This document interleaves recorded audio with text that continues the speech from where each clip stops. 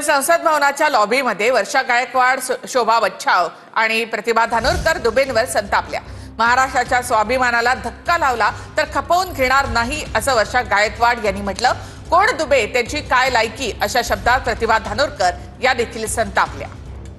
आम्ही शोधत होतो की ते लोकसभेमध्ये आम्हाला कधी भेटतात। आम्ही जय महाराष्ट्र म्हणून त्यांना बोललो, पण बोलल्यानंतर अक्षरशः खाली मान घालून आमच्या सगळ्याच्या तावडीतून पळ कसा काढता येईल याचा प्रयत्न त्यांनी केला। मी चाललो होतो जय जय महाराष्ट्र माझा हे गाणं गात आणि आम्ही बीजेपीच्या आहेत जाऊन विचारलं की निशिकांत दुबे कुठे आहेत। त्यांच्यात हिंमत असेल तर त्यांनी महाराष्ट्रात येऊन अशा पद्धतीचं वक्तव्य करून दाखवावं, मग महाराष्ट्राची जनता काय हे त्यांना पाहायला मिळेल। आणि यापुढे महाराष्ट्राबद्दल बोलत महाराष्ट्रात पाऊल पण टाकू देणार नाही, मुंबईमध्ये पाऊल टाकू देणार नाही। खासदार निशिकांत दुबेंना महाराष्ट्रातील महिला खासदारांनी जाब विचारला।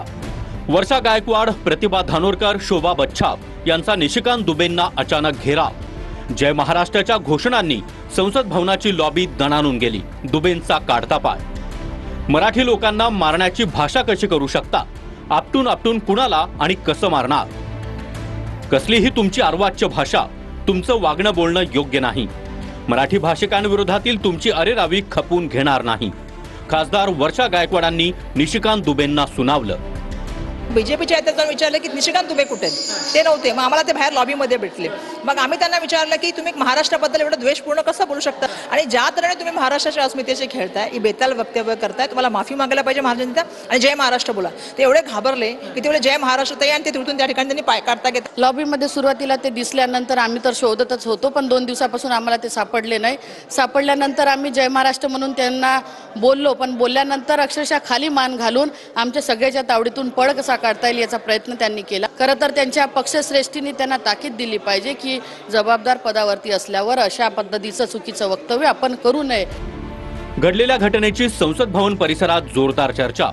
सगळं नाट्य सुरू असताना महायुतीच्या महाराष्ट्रातील खासदारांच्या चेहऱ्यावरही हसू उमटलं। दुबे कॅन्टीनकडे निघाले असता केंद्रीय मंत्री अनुप्रिया पटेल यांनी काय झालं विचारल्यावर दुबेंनी उत्तर देणं टाळलं। पत्रकारांनी वर्षा गायकवाडांना विचारलं असता दुबेंना जाब विचारल्याचं त्यांनी सांगितलं। तेव्हा दुबे पुन्हा एकदा तिथे आल्यावर वर्षा गायकवाड यांच्याकडून पुन्हा जय महाराष्ट्राच्या घोषणा। त्यावर आप तो मेरी बहन है असं म्हणत दुबे हात जोडून निघून गेले।